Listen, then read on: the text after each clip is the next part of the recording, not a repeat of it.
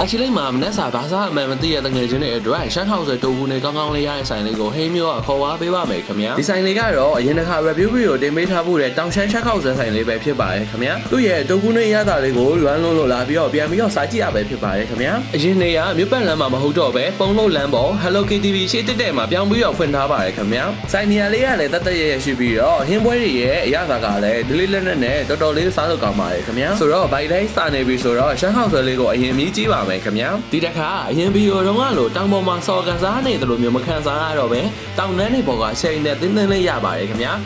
ထည့်ပေးတဲ့ portion ကလည်းအများပြီးတော့အစားနှဲတွေဆိုလို့ရှိရင်2ယောက်ကောင်းကောင်းပိုက်ဝမဲ့ပမာဏဖြစ်ပါတယ်ခင်ဗျာနောက်ထပ်မြေကြီးမာလေးကတော့ရေစိမ်ဟောင်ဆွဲလေးပဲဖြစ်ပါတယ်ဟင်းရည်ကိုကြက်ရိုးရဲ့အရာသားနဲ့အခြားပါဝင်ပစ္စည်းတွေကိုတေချာလေးချက်ပြုတ်ပေးထားတာကြောင့်တော်တော်လေးကိုအရာသားကထိထိမိမိရှိပါတယ်ခင်ဗျာအခုစားကြည့်မာလေးကတော့တချီလိုက်မှာရှာပါလေးရတဲ့ရှမ်းမုတ်တီလေးပဲဖြစ်ပါတယ်မုတ်တီပဲတုံလေးကိုဟင်းရည်ပြစ်နေလေးနဲ့ထိထိမိမိအရာသားလေးကိုစားရမှာပဲဖြစ်ပါတယ်ခင်ဗျာမုတ်တီကြိုက်တယ်ဆိုလို့ရှိရင်တော့ရှမ်းမုတ်တီလေးလည်းစားကြည့်တင်တယ်လို့ထင်ပါတယ်ခင်ဗျာသူ့ဆိုင်ရဲ့ရှမ်းတုပ်ဘူးလေးကဗဇက်ထဲမှာပျော်ပြီးတော့အရာသားကထိထိမိမိစိတ်လေးနဲ့တော်တော်လေးကိုစားလို့ကောင်းပါတယ်ကျွန်တော်ကတော့တုပ်ဘူးလေးကိုအကြကွေးလိုဝက်ခောက်ထုတ်နဲ့တုပ်ပြီးစားရတာကိုတော်လေးကိုနှစ်သက်ပါတယ်ခင်ဗျာဒီဆိုင်ကဖတ်ထုတ်ရွယ်လေးကဆိုလို့ရှိရင်ဖတ်ထုတ်အတွင်းသားထဲမှာအသားတွေအများကြီးထည့်ပေးထားပါတယ်အရိုးပြုတ်ရည်ချိုလေးနဲ့တွဲဖက်စားတော့အောင်မှာဖြစ်ပါတယ်ခင်ဗျာကျွန်တော်ကတော့အရန်ကိုမှကြိုက်လုံးလို့တပွဲလုံးကုန်သွားမှမသိပဲကိုကုန်သွားပါတယ်ခင်ဗျာနောက်ထပ်ဟင်းမျိုးကြိုက်ဆောင်ဖြစ်တဲ့